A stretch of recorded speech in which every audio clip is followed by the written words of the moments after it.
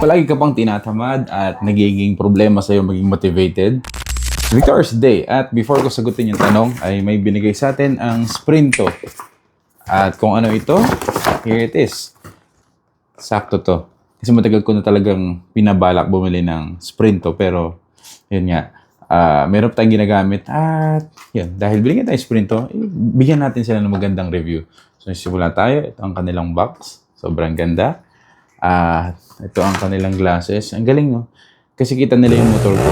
Pinartner nila sa kulay.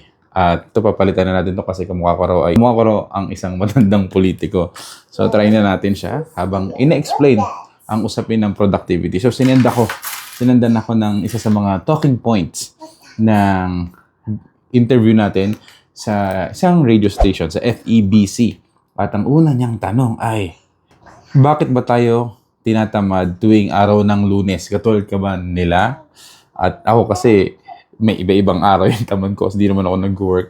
Pero there are plenty of reasons why we are lazy when it comes to Monday or nagiging lazy talaga in general. Unang-una is boredom.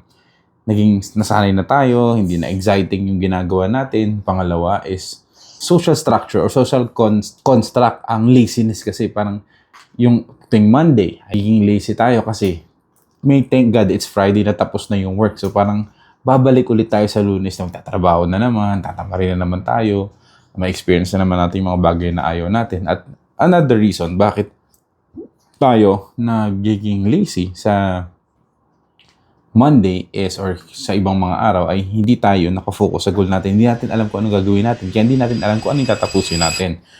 And those were the 3 muna. And thank you. Mukhang bagay ito sa video. Thank you sa Sprinto at naging productive kayo sa boxing pa lang, sa itsura.